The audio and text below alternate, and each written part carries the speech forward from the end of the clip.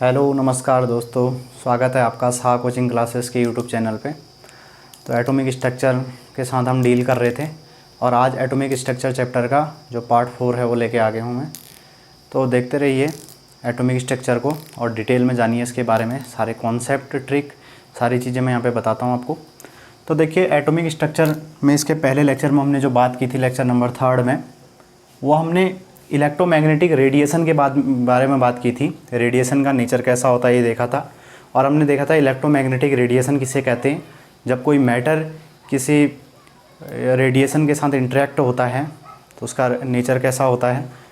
तो हमारे जो इलेक्ट्रोमैग्नेटिक वेव है या रेडिएशन है उसका नेचर कैसा होता है, उसका नेचर हमने बात की थी डुअल नेचर होता है।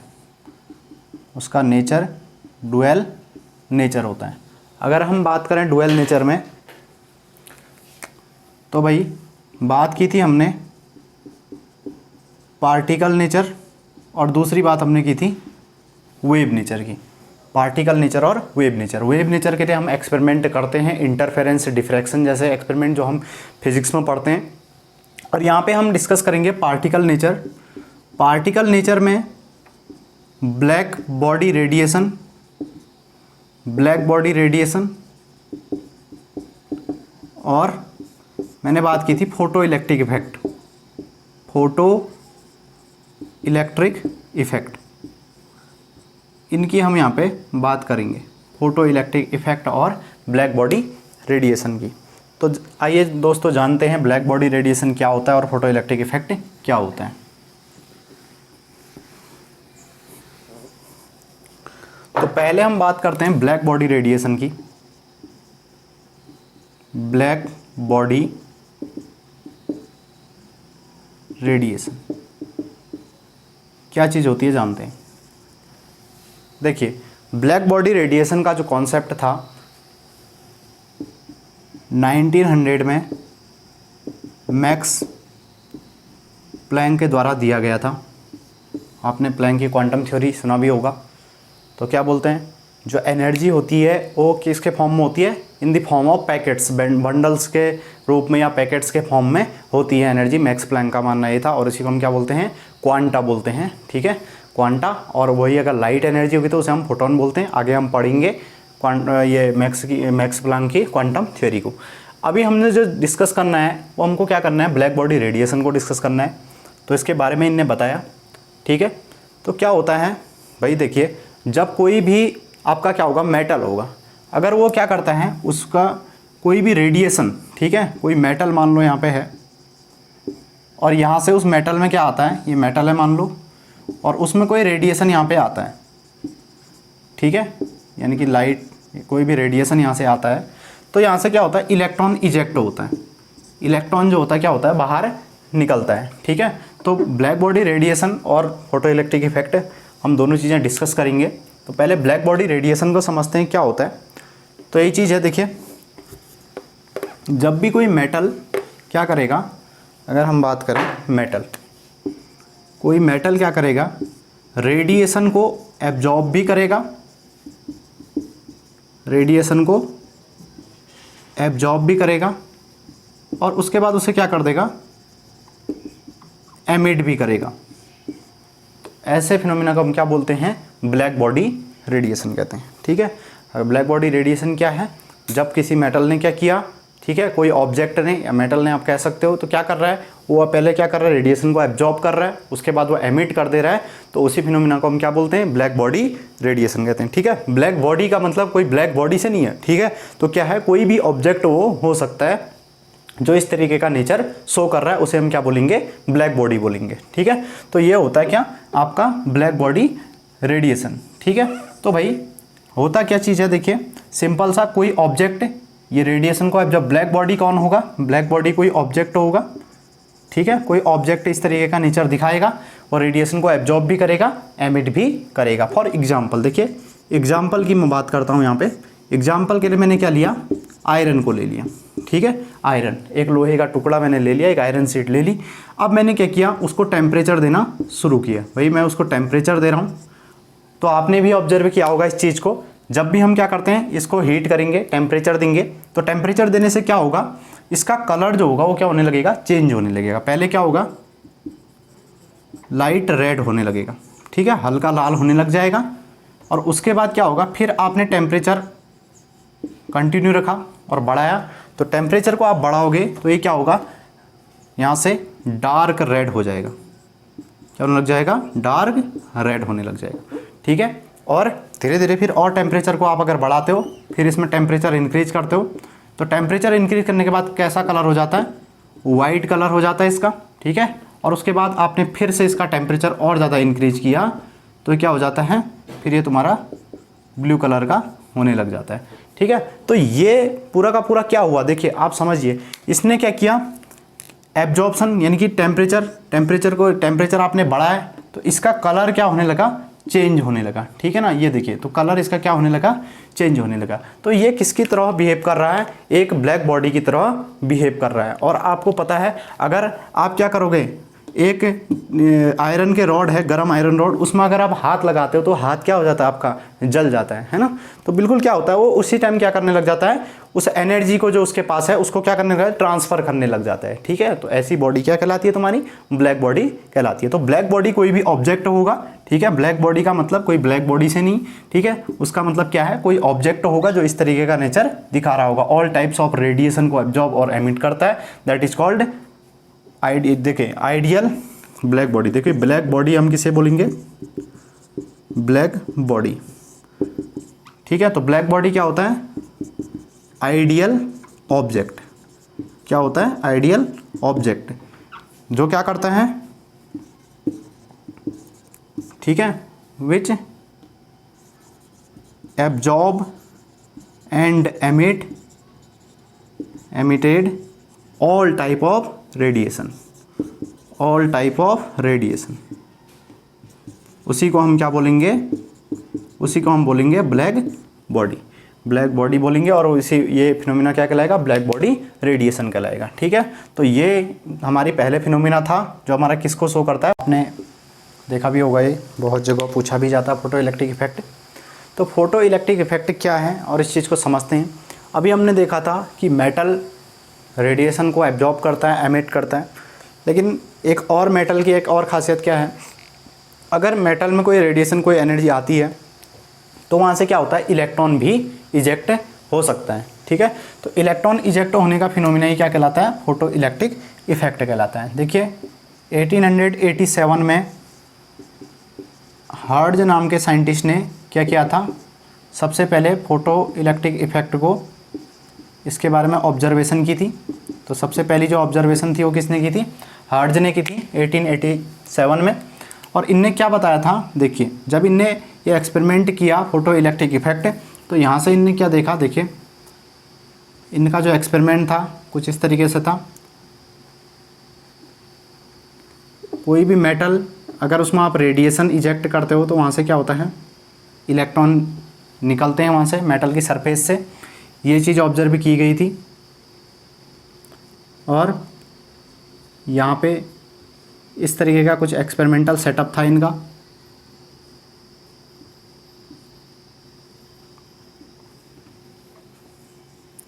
तो क्या है, ये पूरा का पूरा एक वैक्यूम ट्यूब है और इस वैक्यूम ट्यूब में इस साइड पे बैटरी लगा दी, बैटरी से इसे जोड़ दिया और यहाँ एक एमीटर कनेक्ट कर दिया। और उसके बाद ये जो है आपकी, इसे हम बोलेंगे वैक्यूम ट्यूब, ठीक है, वैक्यूम ट्यूब। और ये क्या है आपका, यह है मेटल का सरफेस, कोई मेटल ले लिया, ये मेटल सरफेस हो गया। और ये हो गया आपका डिटेक्टर, डिटेक्टर, ठीक है, ये डिटेक्ट करेगा, डिटेक्टर है, यहाँ पे एमीटर है। अब होता क्या है, जब भी कोई रेडिएशन आया, यहाँ से मान लो कोई रेडिएशन आया, ठीक है, यहाँ से रेडिएशन आ रहा और रेडिएशन आएगा, यहाँ पे टकराएगा तो क्या होगा, यहाँ से इलेक्ट्रॉन क्या होगा, इजेक्ट होगा। और इलेक्ट्रॉन इजेक्ट होगा तो इस ओर आएगा, ठीक है, यहाँ पे क्या है, पॉजिटिव, ये पॉजिटिवली चार्ज होगा, ठीक है। तो यहाँ से क्या होगा, यहाँ पे क्या करेगा, अमाउंट ऑफ करंट को क्या कर लिया जाएगा, एब्जॉर्ब कर लिया जाएगा। ये एक्सपेरिमेंट किया था हर्ट्ज के द्वारा 1887 में हुआ था, ठीक है। और तो लेकिन यहाँ पे क्या था, देखिए सबसे पहली बात अगर मैं बताऊँ हर्ट्ज की, तो ये एक्सप्लेन नहीं कर पाते हैं ढंग से, not clearly explain photo electric effect. Photo electric effect को क्लियरली एक्सप्लेन नहीं कर पाते हैं हर्ट्ज, ठीक है ना।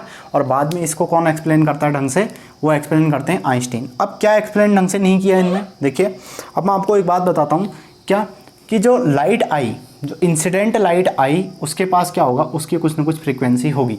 ये इंसिडेंट लाइट है, ठीक है। तो इसकी क्या है, इसकी कुछ ना कुछ फ्रीक्वेंसी होगी, इस रेडिएशन की क्या होगी, कुछ ना कुछ फ्रीक्वेंसी होगी। और जिससे मेटल सरफेस है, इस मेटल सरफेस में इलेक्ट्रॉन को इजेक्ट करना है। इलेक्ट्रॉन जब यहाँ से निकल गया तो जो इजेक्टेड इलेक्ट्रॉन है, ठीक है ना, जो इजेक्टेड इलेक्ट्रॉन है वो फ्रीक्वेंसी ऑफ इंसिडेंट लाइट पे तो डिपेंड कर रहा है, लेकिन जब इलेक्ट्रॉन आगे मूव कर रहा होगा, ठीक है, कुछ ना कुछ चलेगा, तो इसके पास कुछ ना कुछ काइनेटिक एनर्जी होगी। तो ये काइनेटिक एनर्जी के साथ कैसा रिलेशन बनाता है, इस चीज़ को ये समझा नहीं पाते हैं, ठीक है ना। क्या चीज़ समझाते हैं, देखिए ये चीज़ समझा देते हैं, मेटल है, मेटल के सरफेस से इलेक्ट्रॉन निकल गया, तो इलेक्ट्रॉन के इजेक्ट होना, ठीक है ना। तो इजेक्शन ऑफ इलेक्ट्रॉन, जो इलेक्ट्रॉन है या इजेक्टेड इलेक्ट्रॉन है, इजेक्टेड इलेक्ट्रॉन वो किस पर डिपेंड कर रहा है, डिपेंड अपॉन इंसिडेंट लाइट, ठीक है। बट जो काइनेटिक एनर्जी है इलेक्ट्रॉन की, kinetic energy of electron not depend upon, ये इस पर डिपेंड किस तरीके से कर रही है, उस चीज़ को एक्सप्लेन नहीं कर पाता है। ये एक्सपेरिमेंट इसको एक्सप्लेन नहीं कर पाता है। किसका एक्सपेरिमेंट, हर्ट्ज का एक्सपेरिमेंट। देखिए आपके लिए क्या होती है, जो फोटो इलेक्ट्रिक इफेक्ट होती है उसके लिए कुछ कंडीशन होती है, अभी उस कंडीशन की भी बात करते हैं। और दूसरी बात, उसके लिए कौन सा मेटल यूज करते हैं उसकी भी बात करते हैं। इनने जो मेटल लिया हुआ था, मेटल की सरफेस ली हुई थी, ठीक है, सीजियम, रुबिडियम, पोटेशियम, इस तरीके के मेटल लिए हुए थे, ठीक है। और इन मेटल से क्या किया था, इसका इजेक्शन का काम, इलेक्ट्रॉन के इजेक्शन का काम इनने शुरू किया था और देखा था।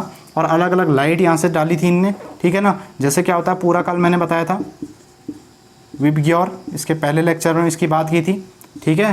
तो violet, indigo, blue, green, yellow, orange, red, जो भी लाइट होती हैं उसमें से रेड लाइट की फ्रीक्वेंसी सबसे कम होती है और वायलेट की सबसे ज़्यादा होती है।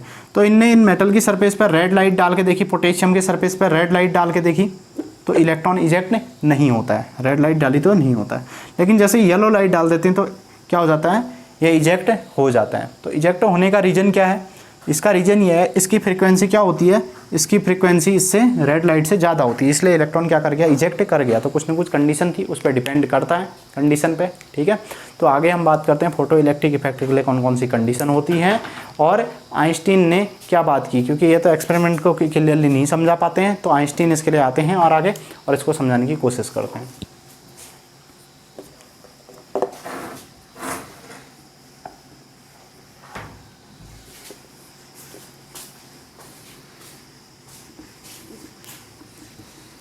ठीक है भाई, हर्ट्ज साहब तो इसको एक्सप्लेन नहीं कर पाए, लेकिन अब आइंस्टीन साहब आएंगे और वो इसके एक्सप्लेनेशन के बारे में बताएंगे। तो 1905 में क्या आते हैं, आइंस्टीन साहब आते हैं और इनका फोटो इलेक्ट्रिक इफेक्ट का एक्सपेरिमेंट फिर से दोबारा से करते हैं और इसे पढ़ते हैं हम क्या होता है। देखिए, जानते हैं और समझते हैं फोटो इलेक्ट्रिक इफेक्ट के बारे में आइंस्टीन का क्या मानना था। तो देखिए भाई, अब सिंपल सा एक्सपेरिमेंट बचा, इनकी ये मेटल की सरफेस हुई और ये मेटल की सरफेस में यहाँ से क्या हुई, लाइट आई, और जैसे यहाँ पे लाइट आएगी, रेडिएशन आएगा, तो इलेक्ट्रॉन क्या होगा, इजेक्ट होगा। लेकिन ये हर किसी केस में नहीं होगा। सबसे पहली बात तो मेटल, कौन सा मेटल यहाँ पे यूज किया जाता है, मेटल। तो metal generally alkali metal use किए जाते हैं, और अल्कली मेटल में भी अगर मैं सीजियम मेटल की बात करूँ तो उसे कहाँ यूज किया जाता है, फोटो इलेक्ट्रिक इफेक्ट के लिए जो बेस्ट माना जाता है वो क्या है, कौन सा है, सीजियम, ठीक है, सीजियम। और वैसे भी कहोगे कि किस मेटल से इलेक्ट्रॉन आसानी से निकाल सकते हैं, वो सीजियम से निकाल सकते हैं। क्यों, उसका एक रीज़न होता है, इसका जो आयनाइजेशन एनर्जी, आयनाइजेशन पोटेंशियल होता है वो सबसे कम होता है। आयनन विभव आयनाइजेशन पोटेंशियल। आयनाइजेशन पोटेंशियल क्या होता है, इसको वैसे तो हम पीरियोडिक में पढ़ेंगे, लेकिन उनके हल्का सा हिंट में दे देता हूँ। क्या होता है, जब भी कोई मेटल एक गैसियस स्टेट में होता है तो उसके लास्ट सेल में से, ठीक है, अगर आप इलेक्ट्रॉन को निकाल दो, उसको इलेक्ट्रॉन को निकालने में जितनी एनर्जी आपकी यूज होती है उसी को हम क्या बोलते हैं, उसी को हम बोलते हैं आपका आयनाइजेशन एनर्जी, ठीक है। तो इसकी आयनाइजेशन एनर्जी बहुत कम होती है। उसका रीज़न क्या है, इसका साइज़ काफ़ी बड़ा होता है, साइज़ काफ़ी बड़ा होता है। तो इसलिए हम क्या करते हैं, सीजियम मेटल का यूज करते हैं फोटो इलेक्ट्रिक इफेक्ट में। दूसरी बात हम कर लेते हैं, देखिए ये एक बात होगी। दूसरी बात condition, condition for photo electric effect जो कि रिक्वायर्ड होती हैं। तो देखिए भाई, प्लैंक की क्वांटम थ्योरी आ चुकी थी, और जो इलेक्ट्रॉन, जो इंसिडेंट इलेक्ट्रॉन है, उसकी जो एनर्जी होगी वो किस पे डिपेंड करती है, एनर्जी जो डिपेंड करती है वो किस पे डिपेंड करती है, फ्रीक्वेंसी पे। और एनर्जी इक्वल टू यहाँ से क्या होता है, एच न्यू आता है, ठीक है, न्यू फ्रीक्वेंसी हुई, और एच क्या होता है, प्लैंक कांस्टेंट बोलते हैं एच को।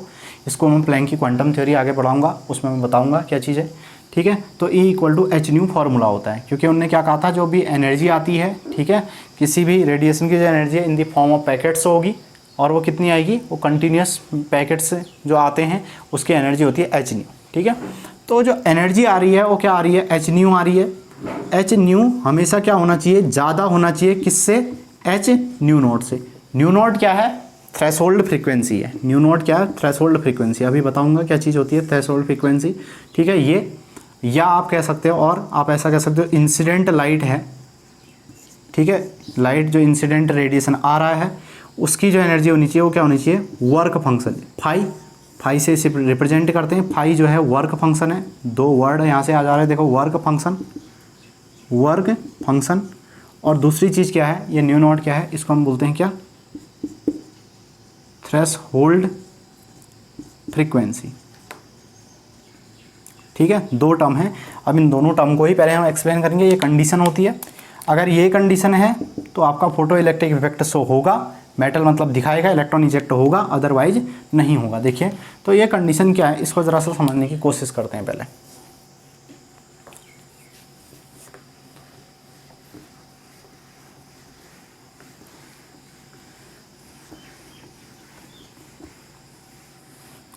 दो वर्ड हैं, इन्हें मैं समझा देता हूँ पहले। देखिए, क्या होता है आपका वर्क फंक्शन को फाई या फिर डब्लू से भी रिप्रेजेंट करते हैं। इसी को बहुत सा बुक क्या लिखती है, डब्लू लिखती है, बहुत सा फाई लिखती है, तो जो भी लिखे उससे मतलब नहीं। यहाँ देखिए, तो क्या होता है, आप जिस मेटल से, देखिए जो मेटल है, ये मेटल की सरफेस है, ये मेटल की सरफेस है, कोई मेटल होगा और उसकी सरफेस होगी, मेटल सरफेस। तो इससे इलेक्ट्रॉन इजेक्ट करने के लिए क्या चाहिए होगी, कुछ मिनिमम एनर्जी चाहिए होगी। तो क्या होती है, वर्क फंक्शन क्या होता है, दी मिनिमम एनर्जी, ठीक है, क्या होती है, minimum energy required to eject electron from metal surface. जो मेटल की सरफेस है, जो धातु की सतह है, उससे इलेक्ट्रॉन को निकालने के लिए जो क्या चाहिए, आपकी मिनिमम एनर्जी चाहिए, ठीक है। किसके लिए, minimum energy required to eject electron, ठीक है, फ्रॉम मेटल सरफेस। मेटल की सरफेस से, धातु की सतह से इलेक्ट्रॉन को निकालने के लिए जो कम से कम एनर्जी चाहिए होगी, उसी को हम क्या बोलेंगे, थ्रेशोल्ड। इसको हम क्या बोलेंगे, वर्क फंक्शन। उस फंक्शन को हम क्या बोलते हैं, वर्क फंक्शन बोलते हैं, ठीक है। ये होता है वर्क फंक्शन आपका। देखिए, जैसे फॉर एग्जांपल आप क्या करते हैं, हम मान लेते हैं एक हमारे पास क्या है, एक रनर है, धावक है, ठीक है, और वो क्या करता है, वो एवरीडे 10 किलोमीटर, जो उसका रनिंग जोन है वो कितना है, 10 किलोमीटर, वो 10 किलोमीटर दौड़ता है रोज़, ठीक है। अब आपने क्या बोल दिया, उसी को बोल दिया, भाई क्या आप आज कितना किलोमीटर दौड़ जाओ, 15 किलोमीटर दौड़ जाओ। वो दौड़ता कितना है, 10 किलोमीटर, उसका फिक्स है, ठीक है।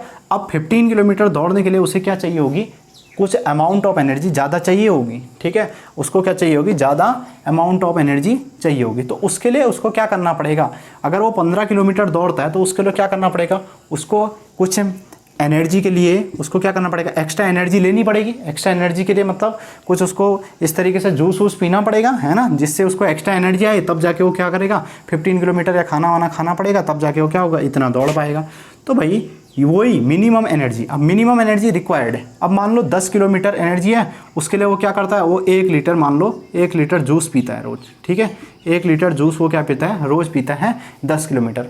अब 1 लीटर जूस पीने में आप उसको 15 किलोमीटर तो नहीं दौड़ा सकते, तो उसकी क्या होगी, मिनिमम एनर्जी रिक्वायर्ड क्या है। तो इसके लिए अगर वो 1 पीता है तो इसके लिए क्या पड़ेगा, 1 and 1/2, ठीक है, क्या पड़ेगा, 1.5 बोतल वो जूस का पिएगा, इतना लीटर वो जूस पिएगा, तब जाके वो क्या करेगा, इसे दौड़ पाएगा। तो समझ रहे हो ना आप बात को। देखिए क्या होगा, अगर कोई ये आता है, रेडिएशन आता है, ठीक है ना, और मान लो ये मेटल की सरफेस है, यहाँ पे जो एनर्जी है वो क्या है, रिक्वायर्ड है 10 जूल। अगर आप इससे कम एनर्जी देते हो तो क्या होगा, इलेक्ट्रॉन वहाँ से इजेक्ट नहीं हो पाएगा। इलेक्ट्रॉन के इजेक्ट करने के लिए इससे ज़्यादा ही एनर्जी देनी पड़ेगी। करेक्ट, इतनी भी दोगे तो इलेक्ट्रॉन चलेगा तो सही, लेकिन क्या होगा, वो उससे बाहर नहीं निकल पाएगा। तो बाहर निकलने के थोड़ा एक्स्ट्रा एनर्जी देनी पड़ेगी, 12 जूल 15 जूल देनी पड़ेगी, तब जाके वो इलेक्ट्रॉन क्या होगा, बाहर इजेक्ट हो पाएगा। ठीक है ना। अब तो ये आपका क्या होता है, कंडीशन होती है। इस कंडीशन को अगर वो फॉलो करे तो तब जाके वो क्या कर सकता है, इस बात को क्या करेगा, प्रूफ, ये इलेक्ट्रॉन यहाँ से इजेक्ट होगा, अदरवाइज नहीं होगा। तो ये होता है तुम्हारा वर्क फंक्शन। तो वर्क फंक्शन क्लियर होगा, है ना। तो आगे हम बात करते हैं थ्रेशोल्ड फ्रीक्वेंसी की बात करते हैं। तो वर्क फंक्शन जो होता है, मिनिमम एनर्जी होती है जो रिक्वायर्ड होती है, ठीक है, इलेक्ट्रॉन को इजेक्ट करने के लिए। ठीक है, उसके बाद दूसरा क्या होता है, थ्रेशोल्ड फ्रीक्वेंसी। थ्रेशोल्ड फ्रीक्वेंसी को न्यू एफ इस तरीके से रिप्रेजेंट कर देते हैं। और एक क्या चीज़ होती है, देखिए,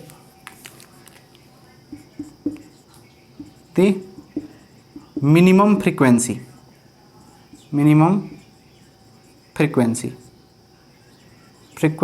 ऑफ इंसिडेंट लाइट। ठीक है, the minimum frequency of incident light.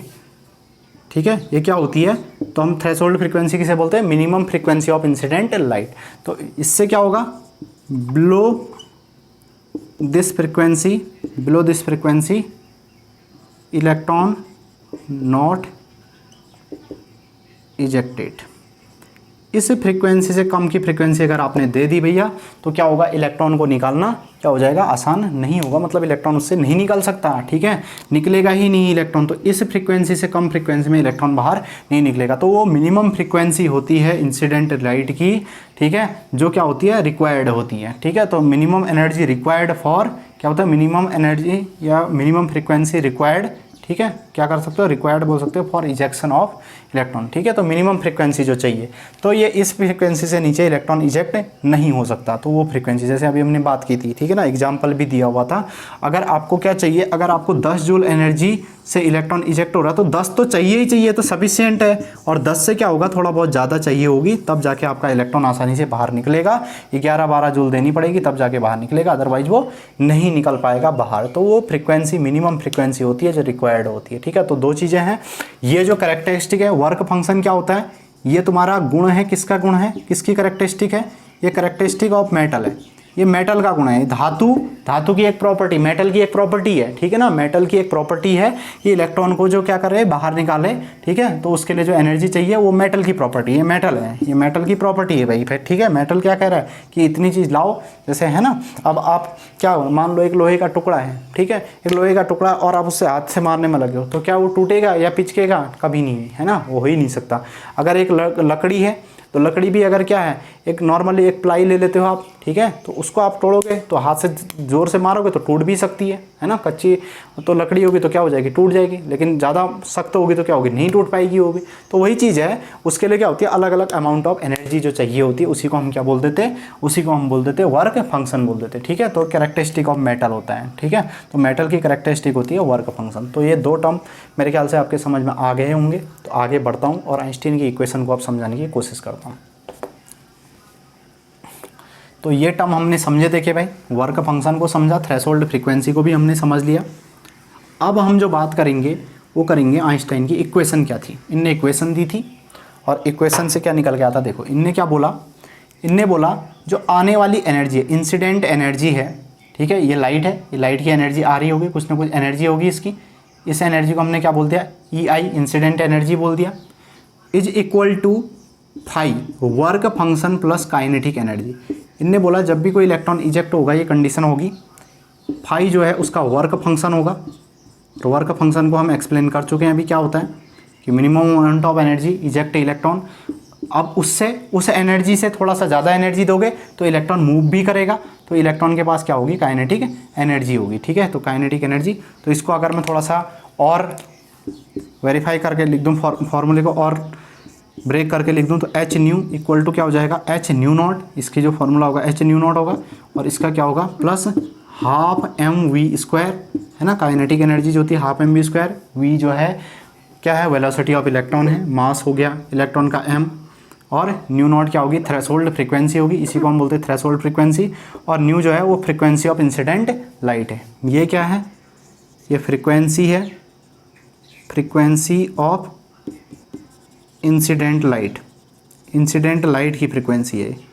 और न्यू नॉट क्या है, ये तुम्हारी थ्रेशोल्ड फ्रीक्वेंसी है, थ्रेशोल्ड फ्रीक्वेंसी, और काइनेटिक एनर्जी होगी क्या, फ्रीक्वेंसी, ठीक है। ये थ्रेशोल्ड फ्रीक्वेंसी होगी और ये क्या हुआ, काइनेटिक एनर्जी हुई। ये इक्वेशन बनी और इसी इक्वेशन को ऐसे भी लिखा जा सकता है, कैसे, h nu minus h nu naught is equal to half m v square आप लिख दो, और फिर क्या करो, एच को कॉमन ले लो और क्या कर लो, nu minus nu naught is equal to half m v square लिख दो। इसी को हम क्या बोल देते हैं, आइंस्टीन की इक्वेशन बोल देते हैं, ठीक है, आइंस्टीन की इक्वेशन। तो आइंस्टीन ने 1905 में क्या किया, इस इक्वेशन को दिया, ठीक है, जिसे हम क्या बोलते हैं, आइंस्टीन की फोटो इलेक्ट्रिक की इक्वेशन बोलते हैं, फोटो इलेक्ट्रिक इफेक्ट की इक्वेशन।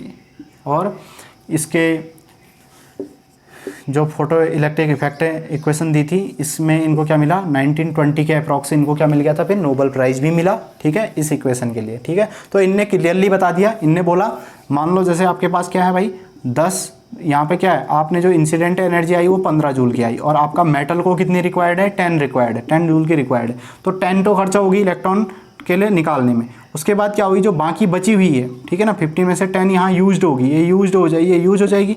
अब बची हुई जो 5 है उससे क्या करेगा, इलेक्ट्रॉन क्या करेगा, मूव करेगा, तो वो क्या होगी, वो उसकी काइनेटिक एनर्जी में खर्च हो जाएगी। यानी कि टोटल एनर्जी जो है वो क्या रह रही है, कंजर्व्ड रह रही, ठीक है, टोटल एनर्जी क्या है, कंजर्व्ड रह रही है। यानी कि क्या होता है, आइंस्टीन ने जो इस इक्वेशन का यूज किया वो कहाँ से किया, एनर्जी कंजर्वेशन के लॉ से किया, ठीक है ना। इनने क्या कहा कि जो क्या होता है भाई, वैसे भी यूनिवर्स की जो टोटल एनर्जी होती है वो क्या रहती है, कंजर्व रहती है, ठीक है ना, एनर्जी क्या होती है, कंजर्व रहती है। आपको पता भी होगा, जैसे क्या है भाई, मैटर किस में कन्वर्ट होता है, एनर्जी में कन्वर्ट होता है, एनर्जी फिर से मैटर में कन्वर्ट हो जाती है, ठीक है। तो यही एक्सचेंज चलते रहता है, हम एनर्जी को नहीं क्रिएट कर सकते, नहीं डिस्ट्रॉय कर सकते हैं, सिर्फ उसे एक फॉर्म से दूसरे फॉर्म में बदल रहे, वही काम किया, इंसिडेंट एनर्जी आई और उसको दूसरे फॉर्म में बदल दिया, वर्क फंक्शन और काइनेटिक एनर्जी में हमने बदल दिया, तो ये हमने एनर्जी का एक्सचेंज कर लिया। तो ये होता है आपका आइंस्टीन का फोटो इलेक्ट्रिक इफेक्ट, ठीक है। तो क्लियर हुआ होगा, क्या दिखाया, पार्टिकल नेचर को प्रूव करने के लिए एक्सपेरिमेंट आया था, जो पहले हार्ट्ज ने किया, जो उसको एक्सप्लेन करने में क्या हो गए, नाकामयाब रहे, फिर आइंस्टीन ने इसे एक्सप्लेन किया और इनने कहा जो इंसिडेंट रेडिएशन जो लाइट आ रही है उसकी जो एनर्जी है वो किस पे डिपेंड करती है, वर्क फंक्शन और काइनेटिक एनर्जी पे डिपेंड करती है। दो चीज़ें होंगी, इलेक्ट्रॉन इजेक्ट करेगा तो उसके बाद क्या करेगा, वो मूव करेगा, ठीक है। और उसके लिए हम जो मेटल यूज़ करते हैं, अल्कली मेटल का यूज़ करते हैं, उनका आयनाइजेशन पोटेंशियल लो होता है, ठीक है, और साइज ठीक ठाक होता है, इसलिए वहाँ से क्या होता है, इलेक्ट्रॉन निकालना आसान होता है, ठीक है, इसलिए हम इनका यूज़ कर लेते हैं। ये बात मैंने बता दी। तो हमने फोटो इलेक्ट्रिक इफेक्ट को डिटेल में पढ़ लिया। तो इससे आगे अब हम जो डिस्कस करेंगे वो डुअल नेचर में हम एक बात कर लेंगे, प्लैंक की क्वांटम थ्योरी की बात कर लेंगे, और दूसरी बात जो हम करेंगे डी ब्रोगली इक्वेशन की बात करेंगे, ठीक है। और आप तब तक के लिए जुड़े रहने के लिए आपका धन्यवाद, और तब तक आप देखते रहिए इन वीडियोज़ को, ठीक है ना, और पसंद आती हैं तो प्लीज़ शेयर कीजिए, ठीक है। तो इस तरीके का कंटेंट आपको मिलते रहेगा और आप जुड़े रहिए। धन्यवाद।